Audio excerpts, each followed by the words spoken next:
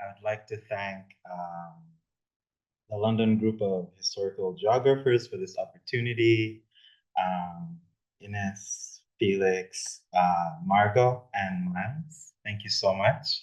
And thank you all for coming as well. I know it's a very beautiful, awesome day outside. So thank you for being here. Um, so today I'll be talking about liberated Africans in the Gambia.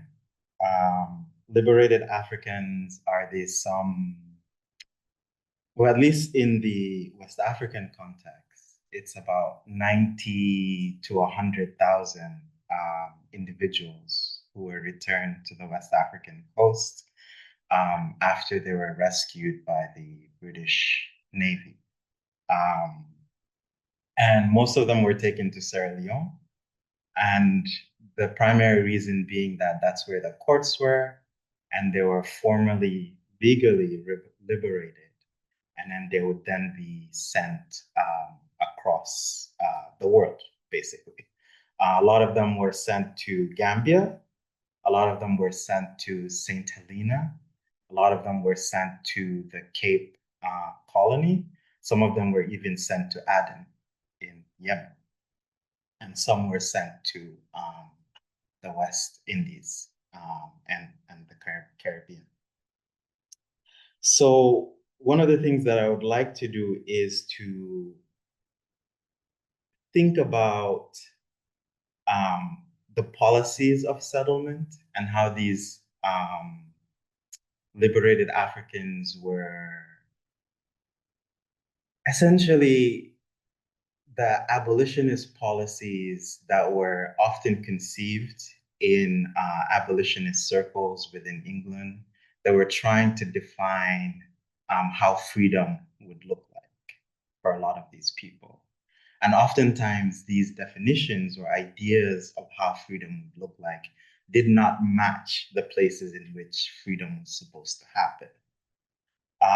And so I'm going to be telling you a little bit of the Gambian story um, of this, um, particularly because, as one British official would say in the 1840s, of all the places selected for the location of this class of persons, the settlement of the Gambia was the most unfit. And there's important reasons why that is, particularly because the imagination was that they would be creating these peasant communities, creating cash crops, creating cash crops for the colonial economy. And oftentimes the places that they were settled made it very difficult for them to do this. Okay, so all right, so some of the things that I'm hoping to achieve during this talk is to describe the environmental dimensions of abolition in the Gambia and liberated African settlement in the Gambia. Um, Also to periodize what I'm calling abolitionist settler colonialism in colonial Gambia, to sort of, because from the first moment of settlement, there's the like British officials as well as liberated Africans have to deal with their environment. And as a result of dealing with this environment, they come up with different policies and different means of sort of making these settlements viable. And that in itself changes how liberated African villages are structured and things like that. So I will also be historicizing the liberated African village in colonial Gambia, showing you how it changed. And the reason why I've picked settler colonialism to sort of describe this phenomenon or the nature of these settlements is because they share a lot of the uh, definitions or of settler colonialism that are used within the literature, um, So they have a lot of the key important dynamics and myths that are tied to settler colonialism, such as the idea of a virgin land that is unoccupied, um, the central role of settlers in policy, and the creation of permanent settlements, um, as well as the removal of indigenous populations as well for the settlers, and political privileges for the settlers. So I'm going to read two things that, for me, mark like important moments of liberated Africa, of abolitionist settler colonialism within the Gambia, um, um, sort of marking important turning points, but also marking its end. So the first thing that I'm going to read is from the African Times. The African Times was one of the most popular newspapers in West Africa, circulating widely. It was a London-based newspaper, but it had many African correspondents who would be sending their stories and narratives to the editor in London. And it generally tried to cover stories around the whole continent. Okay, so this is from January 23rd, 1863. And the correspondent writes in the African Times, our territory in Combo. Combo is going to be a central thing in this narrative. Combo is essentially on the west coast of the Gambia. It's the closest part to the Atlantic, but on the south bank of the Gambia River. Our territory in Combo, which is about 9 miles from Bathurst, the seat of government, would I feel certain be very eligible for some of the emancipated American Negroes. We have about 20 square miles of territory in Combo, a great deal of which still remains virgin soil, and is, I think, particularly adapted for the cultivation of cotton. If this were represented in the proper quarters, I have no doubt but that the immigration of colonists of this class would prove alike advantageous to the immigrants themselves as to the interests of this little colony. So obviously this is 1863, the American Civil War is going on. Lincoln has just declared that slaves within the Confederacy are free. And so what the Gambian government, essentially what a lot of Gambian policymakers and officials are trying to do is to get more settlers into Combo. Because Combo, starting in 1853, is conquered and taken away from the Kingdom of Combo. And now they're trying to increase settlements there. So for me, this particular moment in which the colony is trying to attract a lot of different settlers marks an important turning point, because the type of settlement in Combo is very different from the earlier forms of liberated African settlement, in that this is tied to conquest. The villages that are created are militaristic. It's about occupying and conquering territory and keeping populations there. Okay. And then I'm going to tell you the second sort of piece that marks also another important turning point in the story. And this is from Edward Francis Small, who's considered one of the sort of like earliest fathers of Gambian nationalism, or the Gambian nation. And he's writing this in 1946. And the reason why this is interesting is because in 1946, the colonial government is considering whether to extend voting rights to people in Combo. And I will explain more why that matters, but essentially by 1946, the Gambian colony, which goes across the river, is divided into two parts. There's the colony, which is just the island of St. Mary's at the mouth of the river, and the protectorate, which is everything else. And originally, starting from 1853, Combo had been part of the colony, but then by 1905, it's removed from the colony and becomes part of the protectorate.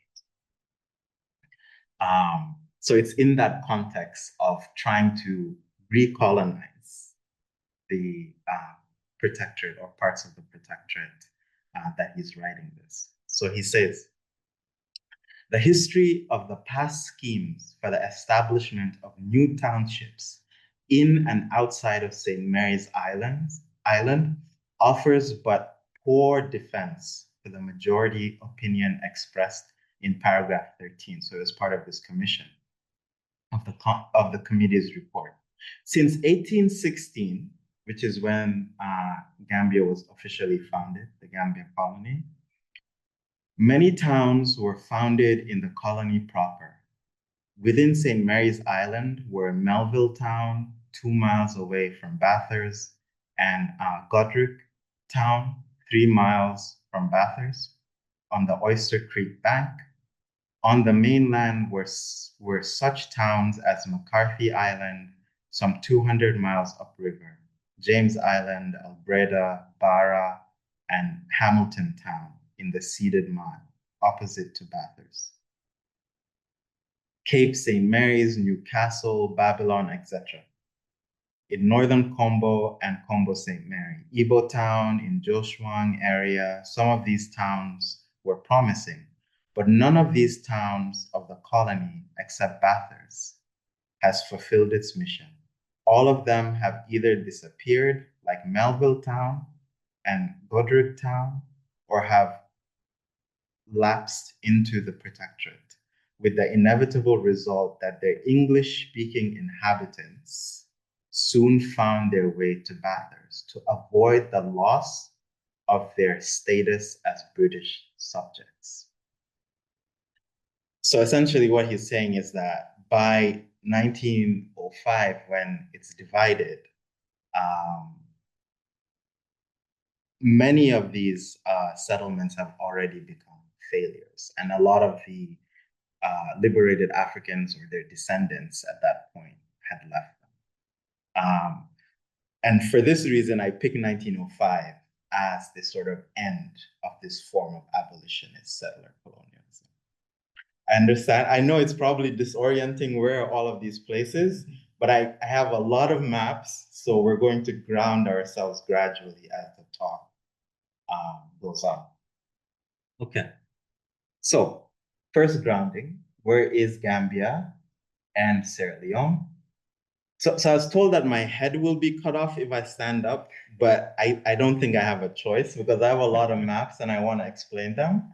So my head will eventually be cut off at some point. All right, so this is Gambia right here. Bathurst is all the way at the mouth of the Gambia River.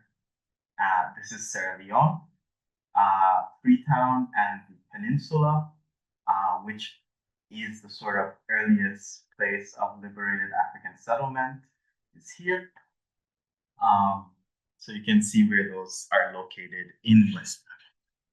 The first place to begin is to talk about abolitionist factions and approaches and this idea of colonialism within abolition itself. So the abolitionist movement had various factions and was very different between what was in the Americas and what was in the British metropole. So, for example, abolitionists in America wanted the immediate end of slavery and recognition of citizenship. Or sometimes some of them wanted the end of slavery, but the deportation of Black people. But in the metropole, it was often gradualist. And within the metropole, the Black population was often fewer. And also, they often engaged in deportations and colonialism as well as a response. So these are the sort of different factions. So you have abolitionists who want immediate, abolitionists who want it to be gradual, abolitionists who want assimilation, abolitionists who want separation and removal. And so one of the things that we see is that there's always been this idea of colonization as a way of liberating the formerly enslaved. So that's a picture of Granville Sharp. Granville Sharp is an important abolitionist within the British metropole. He becomes one of the sponsors and the founders of the Province of Freedom, which is one of the first British settlements formed in Sierra Leone, primarily by the Black poor. So after the American Revolution ends, a lot of the royalists, loyalists, loyalists in the American Revolution, particularly the Black loyalists, are sent to England, Nova Scotia, places like that. And then then they become marked as the Black poor, and then there's this whole idea of getting them off the streets and out of the mainland. Um, and one of the ideas is that why not send them to Sierra Leone? And the reason why Sierra Leone becomes a place is because there were slave traders, people who were involved in the slave trade, who had already seen Sierra Leone as, or had sort of created this idea of Sierra Leone as a place of settlement, or as a place in which there could be a transition from slave trading into legitimate trade, which is buying produce or commerce that is produced in West Africa. And this sort of idea itself originates among slave traders themselves. So the main slave trading company in West Africa was the Royal African Company. And by the mid 1700s, when the Royal African Company loses its monopoly because the government allows other traders to come in and trade in areas where the company had a monopoly, a lot of its agents begin, and a lot of these arguments are made by Christopher Brown in his book that moral capital. So in moral capital, Christopher Brown explains how a lot of the agents start to shift in that they start to make arguments about, instead of getting slaves from West Africa, why don't we encourage agriculture and then buy goods essentially as it's losing as the Royal African Company is losing its money. And so I make this point to say that this idea of colonization and agricultural communities is very old, and eventually it becomes tied into the abolitionist movement, particularly as abolitionists like Sharp are thinking about what to do with Black populations that have just been liberated. So in a sense, colonization becomes this idea, this response to dealing with formerly enslaved people. And Sierra Leone becomes this place for doing that, also because it is already a place of slave trading. And so here, a short sketch of temporary regulations. Essentially, Sharp comes up with this sort of constitution for how the Black poor should organize themselves based off of this old Anglo-Saxon form of government called the Frank Pledge,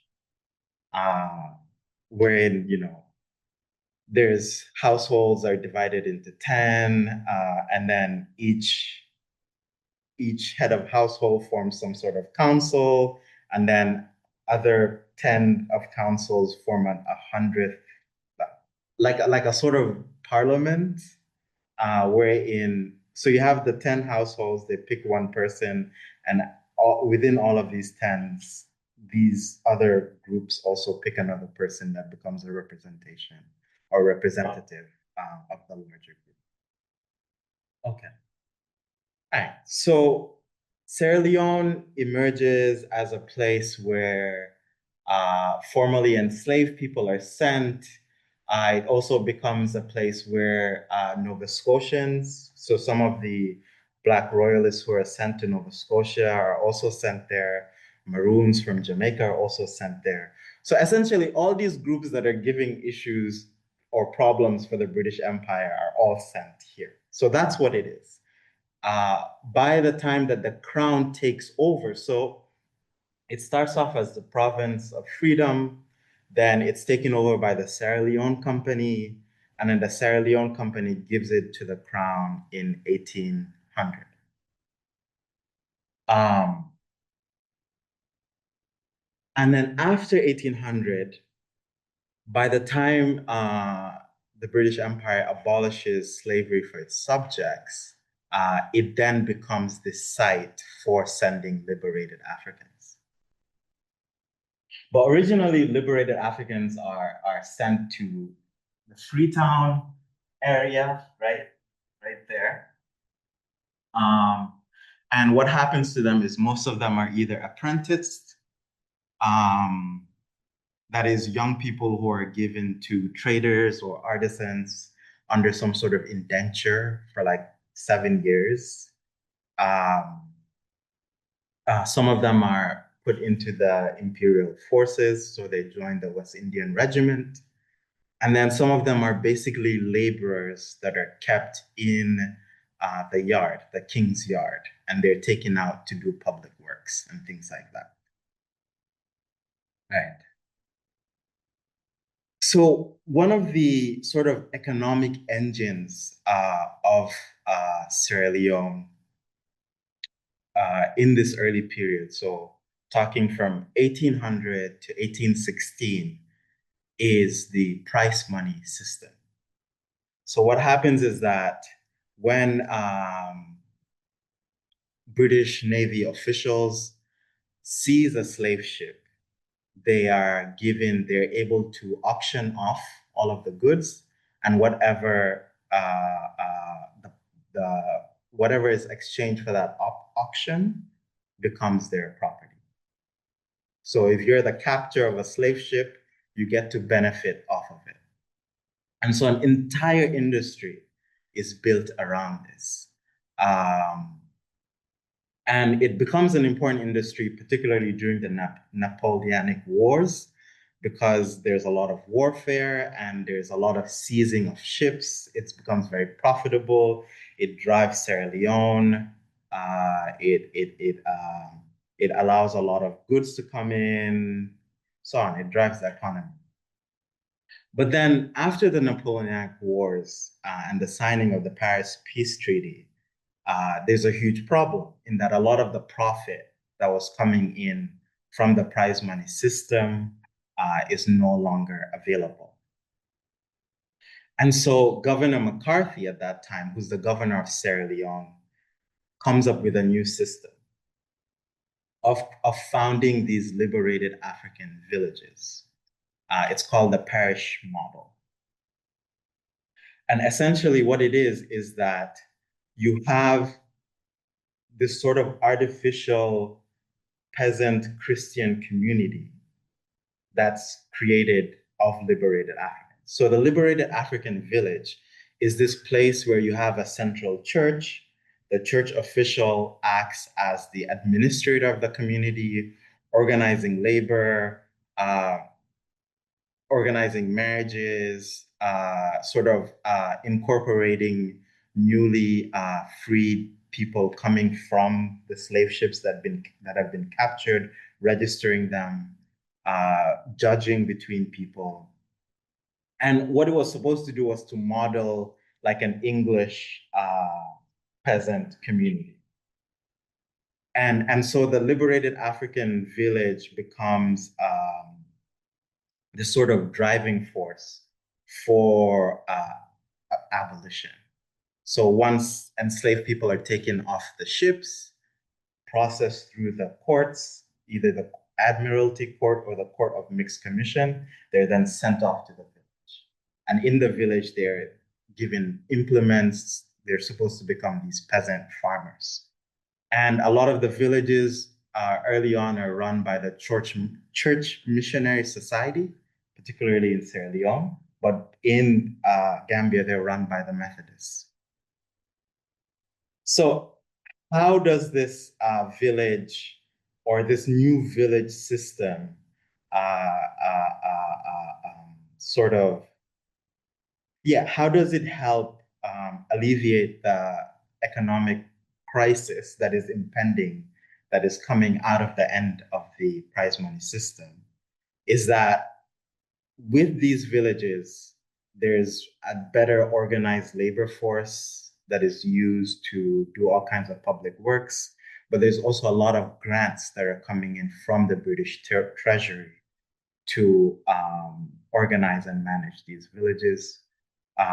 So recently, Maeve Ryan has written a book about humanitarian governance, and the humanitarian governance is around the management of these villages and the management of this humanitarian assistance, which is on the one hand not only meant to give some sort of security to liberated Africans, but to also civilize them, surveil them, and sort of orient them towards British folk ways, as Scanlon says.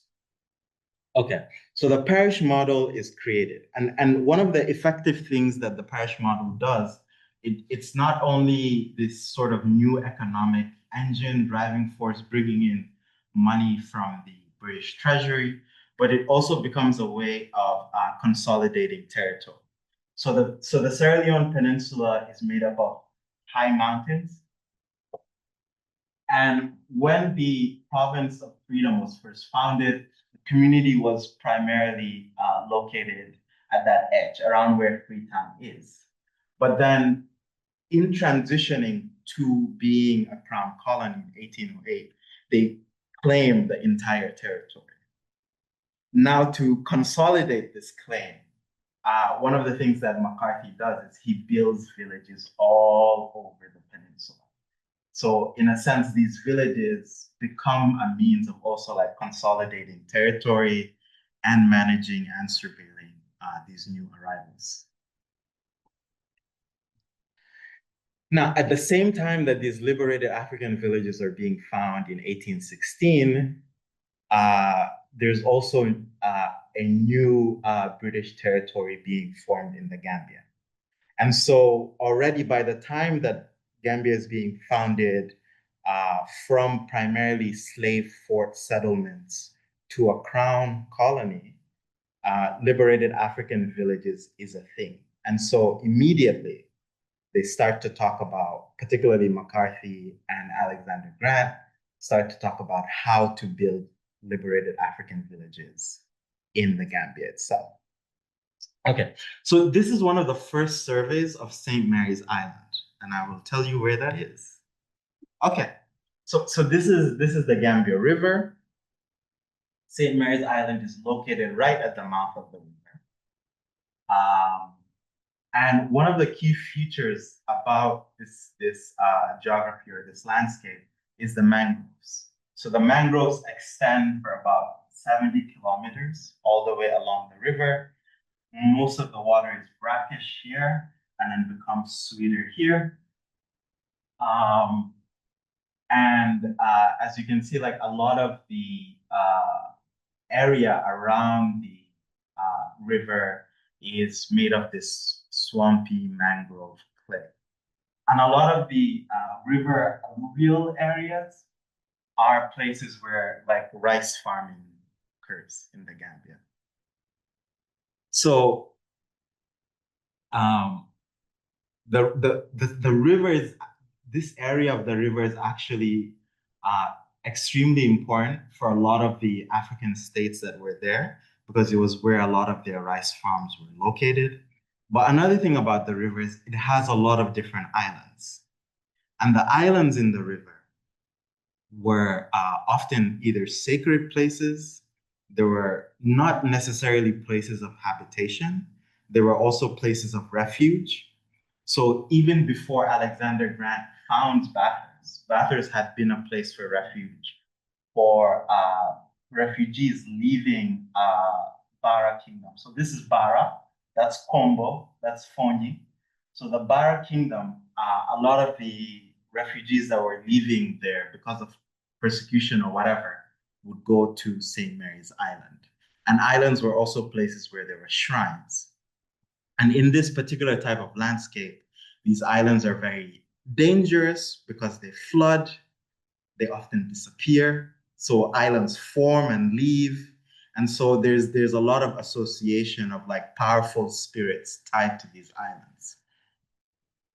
And so we can understand why when when Alexander Grant is ordered by McCarthy to look for a new settlement in the Gambia, he obviously he picks this island because it's the easiest thing to settle. In that most of the kings would not give very important, fertile agricultural coasts to the British.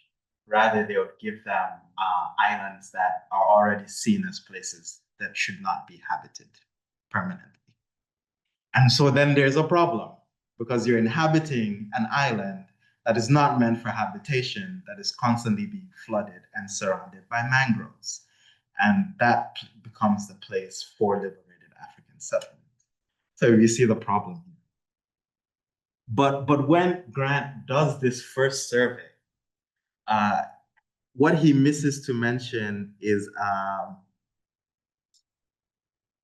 what he misses to mention is the mangroves. There's no mention of mangroves at all. Um,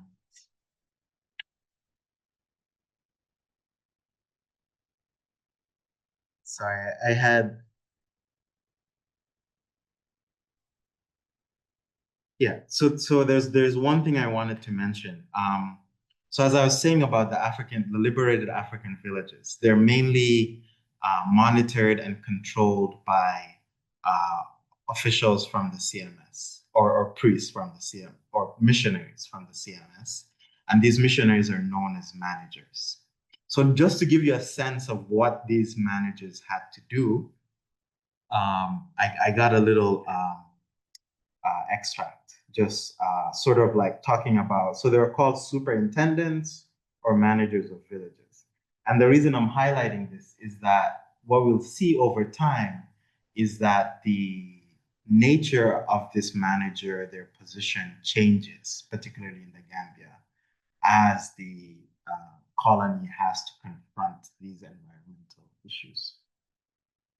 So it's it. So the manager conducts entirely the day and evening schools, issues rations for about 1,200 people, keeps the provision list and returns the school list, measures out all of the lots, and sees that the houses and fences are regularly built, receives the stores every Thursday in Freetown. So this is talking about one of the managers in Freetown, enters marriages, baptisms, deaths, so on and so forth.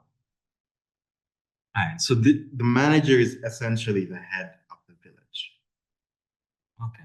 So once the Gambia is founded and established, um, so this is another image. So this is and I picked this image just to show you the extent of the mangroves. So today this is a protected area. It's called the Tambi National Park. But that's Bathurst or Banjul today.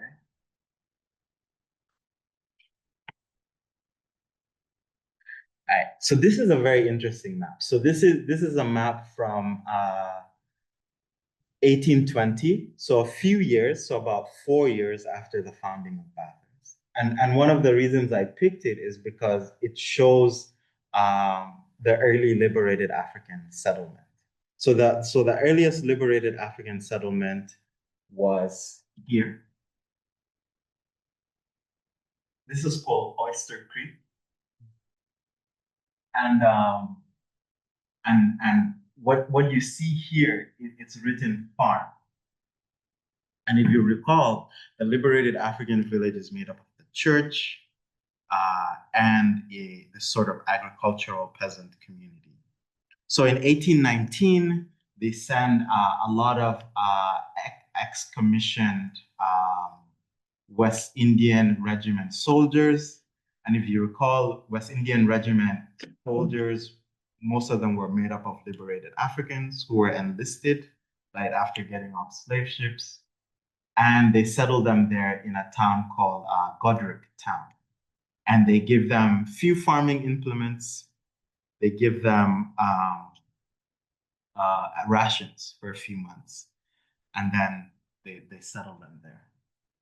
But of course, quickly, they realize that it's very difficult to live in this place that is constantly flooded with salty soil, so on, and they leave. And many of them leave and they become laborers in Bathurst. And they would form a community here that is called Soldier Town, which still exists in Bathurst, or in Banjul. The other interesting thing about this map is that it also has some of the early drainage infrastructure in Bathurst. So you have the dike and the sluice around here, showing like early drainage. And so from the very beginning, there's huge problems and issues in trying to settle liberated Africans in the Gambia. Nonetheless, attempts are continuously made. Okay.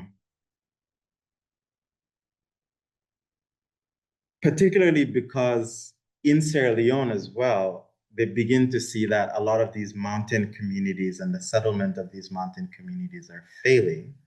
And so there's a desire to start moving a lot of these liberated Africans to the Gambia. And there's a report from 1826. I'll read a little bit of it just to sort of like explain the kind of struggles that the early liberated African villages were having in Sierra Leone and how that then becomes a catalyst for moving them to the Gambia. The mountains are composed chiefly of granite, and the soil, although generally light and inadhesive, um, uh, drives a transient fertility from the admixture of vegetable matter, but its productive powers are soon exhausted. When cleared and prepared for the purpose of cultivation, this mountain soil makes for one season a satisfactory return, but having lost by the process of clearing the support which had retained it in its place, it's washed away by the rains of the ensuing season, leaving only a rock surface unfit for the general purpose of agriculture. So quickly, British officials in Sierra Leone realized that these farming communities that they're trying to build in the mountain are needed. And so they start to put pressure to move a lot of these populations to the Gambia. And what happens in the Gambia is, firstly, many of them are settled on McCarthy Island, which is another island in the middle of the river. But that quickly fails. So out of like 600 that are sent, by the 1840s, 400 have left, many more have died. Many of the rest have died. But importantly, one of the things that happens as there's this mass movement of liberated Africans, so between 3,000 to 4,000 are moved to the Gambia, they start setting up a lot of the same structures that they have in Sierra Leone.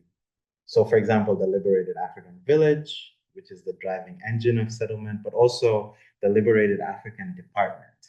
And the department is this huge bureaucratic structure that takes care of rations and resources and organizing the labor of liberated Africans around public works and things like that. So they established one in the Gambia in 1830 or 1831. Right. So this is the settlement in McCarthy Island. That shows you where McCarthy Island is located, right in the middle of the river. Um, and then huge land grants are given. So in terms of like the structure of these liberated African settlements, they're made up often of the fort, wherein you have the soldiers protecting the settlement, you have the land grants, and then the villages with the chapel. Um, that's what a lot of the settlements look like in this period. So a settlement is built in McCarthy Island. There's a flood, there's a locust outbreak, there's a fire. A lot of people die. And so they abandon that settlement. The fort stays. And then another settlement is also built at Barra Point. So this is Barra Point, right on the opposite side. It's that edge right there. Um, yeah, so this is Barra Point, and a Borwick town is built there as a liberated African settlement, and this is one of the first censuses of Borwick town. So just to give you a sense of like who is in this community. Um, so for this census, there were 115 people. About 75 of them were men, 40 were women. A lot of them are described, most of them are described as Aku or Hausa or Calabar. So meaning most of them are coming from Nigeria and that sort of, or what is today Nigeria area. And a few are described as Mandinko and Jollof, meaning that they're coming from Senegambia. Many of them are under some form of indenture. Most of them are labeled as laborers.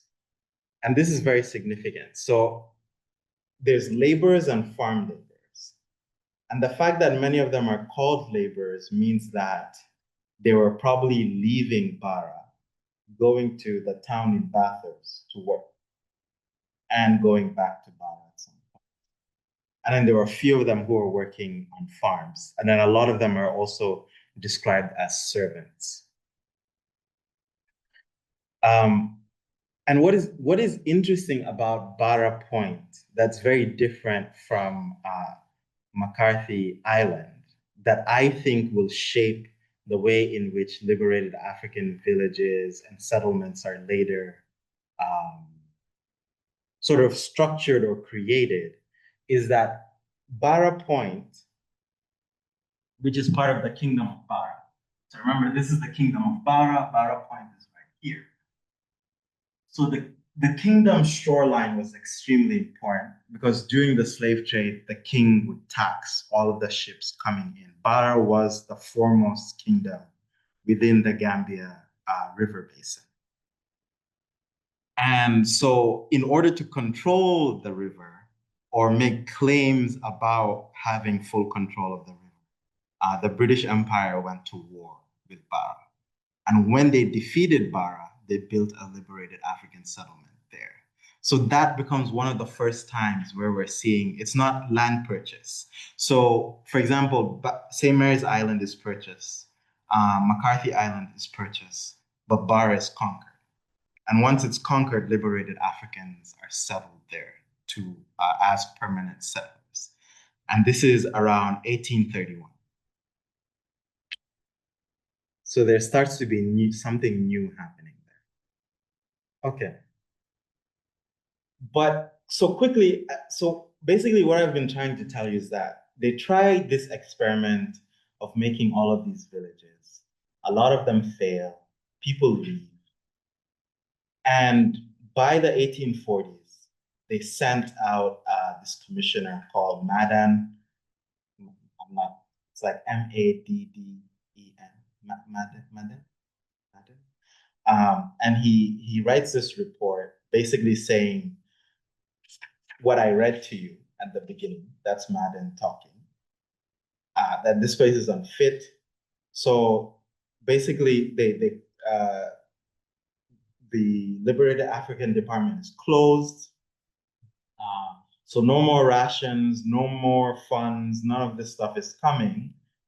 And there's a huge crisis because there's still a large liberated African population. But there's also been developing at the same time a form of liberated African politics on the island of St. Mary's, wherein liberated Africans are demanding better drainage and organizing on drainage, essentially land reclamation. And there's actually this important tension uh, in the politics of liberated African settlements, wherein you have all of these forms of forced migration that are being used for either territorial claims or to shore up colonial economies and things like that.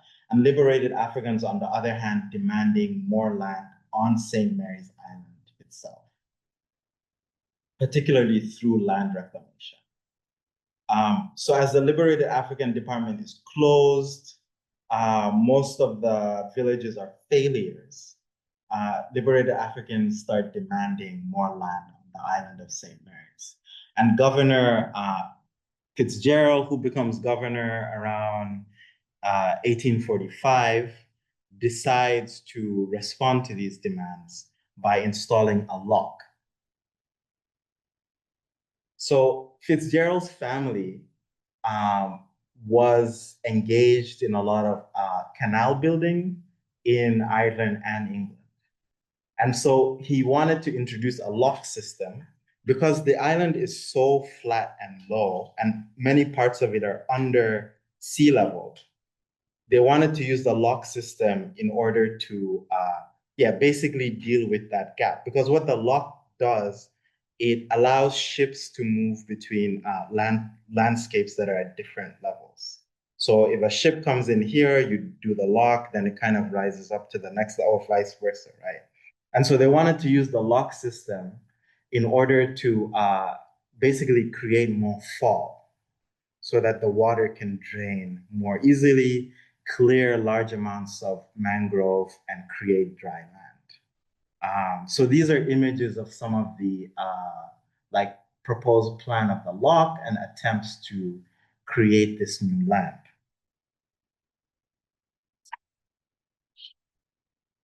However, okay. All right, okay.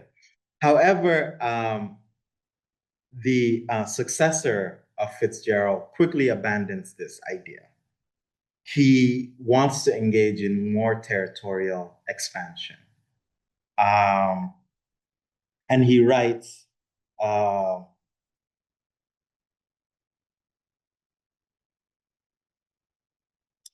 three villages were laid out for liberated Africans on the sands of the island of St. Mary's, and a Wesleyan chapel built near them. These settlements were all established for agricultural pursuits, where those pursuits were impossible, and resulted in utter waste of large sums of money without any benefit to the natives. And natives here is used to talk about liberated Africans. And so what he wants to do is engage in more territorial expansion in Congo. So instead of, he abandons land reclamation. And oftentimes in this politics of liberated African settlements, there's this issue of should we reclaim land or should we conquer more territory? And it goes back and forth. And so what he does is he essentially exploits political strife or political conflict in Congo itself around the ownership and control of land, whether the king has the right to actually give land outright. So a lot of the Muslim villages in particular that are closer to the coast are fighting the king around his ability to give land. And so they go to war with the king. They essentially build so what you're seeing, so these villages, the things that are around them are called stockade, yes. So when you build a stockade within Gambian politics at that time, you're essentially rebelling against the king. And so when they build these stockades, they rebel against the king. And the king asks for British support to take down the rebellion. And the governor demands that if we help you take down the rebellion, give us Northern Congo. This is Northern Congo. So there's a war. It's called the Sabiji War. Northern Congo is conquered, and then new liberated African villages are built there. But these are very different villages. The villages are primarily made of people who volunteered to fight in the war. They're military villages. They're militarized. And then the manager is no longer this sort of Christian figure of a peasant community, but rather a sort of military figure ruling over a diverse population and trying to ensure like British dominance in this place. So some of the liberated African villages that are built here are Newcastle, Babylon, and some others. But okay, so this is one of my favorite maps. And maybe I'll just end here. And then in the discussion, I can explain what the other map is. So this map is made uh, by an official in the West Indian Regiment. He does a survey. And the main purpose of this map is to locate all of the farmlands. And they want to locate these farmlands because they want to start taxing the population in Northern Congo. But one of the beautiful, it shows the extent of the mangroves. It shows the location of Bathurst right here. And it shows a lot of the names of the different liberated African towns that are built in this area. And it also interestingly shows one of the first borders that are built with stone masonry in the Gambia that I found. And then quickly, the warfare in Congo that began in 1853 does not end. And so a lot of the liberated Africans in this area feel very unsafe. And then they demand that the governor reclaim more land in Bathurst. This is an interesting map. It shows the different populations in Congo St. Mary, just to show the sort of like different logics. So it's showing the different ethnicities and the different locations of the villages, showing a sort of different kind of management structure around this space. And this map, the reason why it has a giant swamp here is because this map was being used to argue for more land reclamation because of the demands of liberated Africans. Okay, I will end there and basically to sum it up, what I've been trying to show you is that liberated Africans were an afterthought. Where they're going to be settled was an afterthought.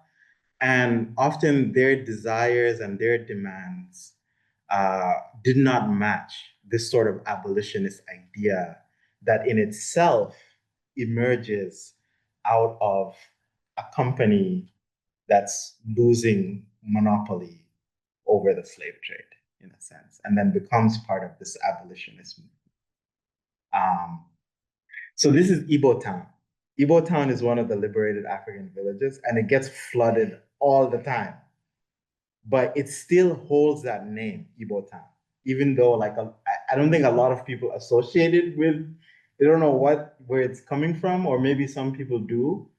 But at least growing up, I did not. I always thought it was strange that it was called Igbo Town, but I didn't understand why. I'll end there.